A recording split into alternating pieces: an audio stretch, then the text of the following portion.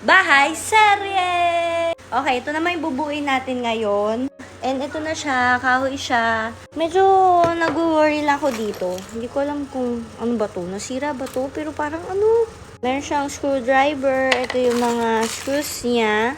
So, yung instructions niya. Oh, in fairness naman, English naman siya. So, kahit pa paano, maintindihan natin siya. Let's go! Ayan na siya, guys. Madali lang siyang buuin, in fairness naman. Ang kulang na lang namin ay yung drawer niya. Tapos pupunasan ko pa siya. So, hindi namin nilagay itong router dito sa baba. Kasi wala pala siyang lusutan ng ng mga kable, ganyan. In fairness, saktong-sakto siya dyan. So, guys, ito na ang itsura. Ang ganda niya, guys. Kaya lang ayun nga sasabi ko sa inyo. Walang, yung parang butas para sa cable. So, ayan, kita yung tali dyan or yung wire. Tapos dito, okay naman. Pero, hindi ko alam kung kailangan ba may stopper. And also this one. Hindi ko alam kung kulang yung nabigay sa amin na Kasi pag ginanon mo, wala.